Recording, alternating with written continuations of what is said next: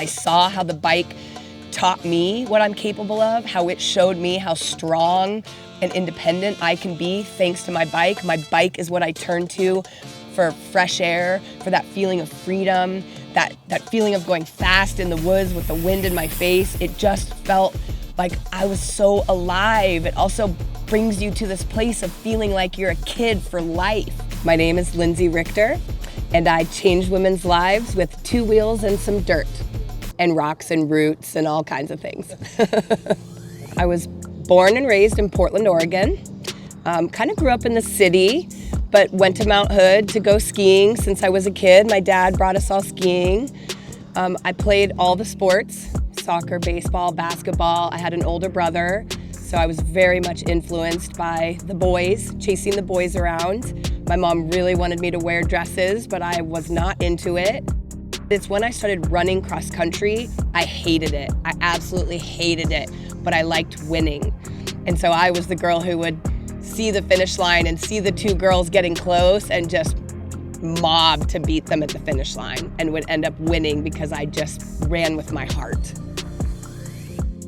I found a lot of pride in beating the boys. That's really, we would do, the mile run around the playground, and I would want to beat all the boys. They would do the pull-up competition where the girls had to do the flexed arm hang, and I was like, well, I want to do pull-ups too. Why are we hanging from a bar and they get to do pull-ups? So I definitely thrived in an environment where I was chasing people down. When I started mountain biking, my dad would take me to races and cheer me on. My whole family would come to some races, and that was fun. But they definitely noticed, you're racing the boys. You're out there racing the boys. And it never intimidated me. It made me feel strong and capable. And that's really when I started identifying sports as a metaphor for life. Sport brings out your true colors, really can show you what you're made of and show you what you're capable of. And I never felt defeated losing to guys. I felt invigorated competing against them. There were not a lot of women racing mountain bikes when I started, at least in my local scene. I would probably be racing 4 or 5 women who were of varying age range, but I ended up just racing the men, really, competing with the men. We'd all start together, and I would just find myself in a pack with men and just try to pick them off one by one. I met a couple friends through racing, a couple girlfriends we started traveling to races together around Oregon, and that was great. But it was a very male-dominated sport for sure. I didn't know any women who worked in the bike shops. I didn't see any women who were setting up tents at the races. It was a lot of men, which I was fine with because I grew up with a brother and boys, and I always felt like more of a tomboy and like I just fit in better with the dudes. I started realizing with mountain biking how much it calmed my mind and forced me to focus on the here and the now and what needs to happen to get through. Because the minute you lose focus on a mountain bike, you can crash. So it's the kind of sport that forces you to change your thoughts from negative fear-based thoughts to positive. And I definitely had many moments when I wasn't getting advice from any of these pros I was riding with. And I think that was a little frustrating for me. Like, I'm surrounded by some of the best mountain bikers in the world, and none of them can give me advice that I'm relating to. They're saying things like, well, your bike knows what to do, just go faster, just don't brake. Like, that's not really telling me what to do with my body or my feet or where should I be looking, like no details. And so I started realizing that I was the kind of person that got frustrated really easily. I'm very emotional, so I would throw temper tantrums and throw my bike and blame my bike. But that didn't solve anything. My bike wasn't gonna jump up and be like, it's okay, I got this. You had to pick your bike up and you had to finish the ride. The mountain bike started showing me, girl, you need to pick your bike up and get on this ride and figure it out by yourself because no one's gonna ride your bike for you. And that's really where I started identifying that I can create who I want to be, and that if I just give into this process of learning and growing and not try to rush through life like I was, I might be able to create a person that I enjoy being. My first project with Ladies AllRide was a couple of my girlfriends here in Bend we wanted to make a video for the Bend Bicycle Film Festival because there were no women in the Bicycle Film Festival videos. So we made a video called Big Balls. Oh no, ladies! Are you afraid of mountain biking? Does single track scare you? Does the thought of a trail covered in lava rocks, otherwise known as a gnarly technical section, have you squirming in your saddle? Ladies, don't let fear get in the way of learning how to mountain bike. We have just what you need. Big Balls. Big Balls come complete with courage, handling skills, speed boosters, ego strokers, and they're 100% fear-free. That was my first attempt, and it was great, and it's a great video, and I still love it to today. I need to re-air it every year because it's so good. I just feel like I can never top Big Balls.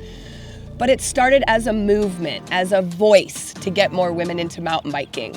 And then it turned into, I went to get certified to coach mountain biking up in Whistler in 2010, and my brain exploded. And I just looked around at everyone around me. It was all men. Me and my friend Erica were the only women in the class. And I remember looking at Erica and saying, this is what I want to do with the rest of my life. I want to teach women how to mountain bike. And Ladies AllRide became the Ladies AllRide Mountain Bike Skills Camp.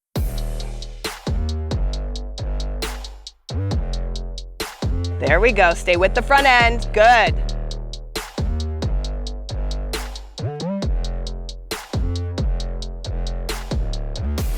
Get up, get forward.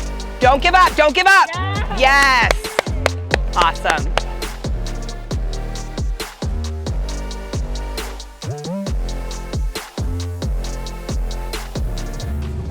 Camps are about showing you the deeper meaning behind mountain biking and how it can really lift you up and show you what you're made of. I want y'all to make new friends, to bond with your bike, to bond with yourselves, and to bond with all these wonderful people who showed up today because mountain biking brought them here. Something about mountain biking attracted all of us to this sport, and that is the connecting factor. And we want to be very clear, we welcome all walks of life. All body types, all ages, all fitness levels, all LGBTQ+. If you're non-binary and this is the place you feel comfortable learning mountain biking, you belong here. Again, the bike is the connecting force between us all, and we are all here together to just enjoy this beautiful sport that can show us how fucking strong we are, and we're gonna have a great 2 days of shredding mountain bikes as a team. Awesome. Honestly, it's what my life's calling is, to watch women be nervous or scared and not think they can do something, and to be able to teach them in a way that builds confidence and then to watch them execute it. It's what I live for. It brings me so much joy to see women progress like this. It's just awesome. Nice and steady, not too fast. Up, get forward, push. Yes, Erin! Yes, you know what? That ass, let me talk about that ass. That ass stayed right and center. That was so good. So proud of you. That was really good. You know, a big part of our job is helping women believe in us enough that they believe in themselves. You know, that's a big part of this, is helping them believe in themselves. Up and forward, yes! A lot of people feel lost in this world, and it's not about finding yourself. It's about creating yourself, creating who you want to be. And you can shift at any time and recreate yourself over and over and over again.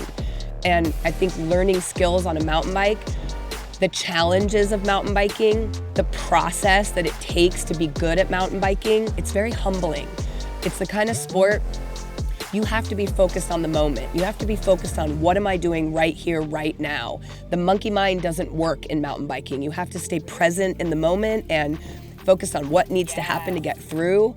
And if you stray from that, you'll crash.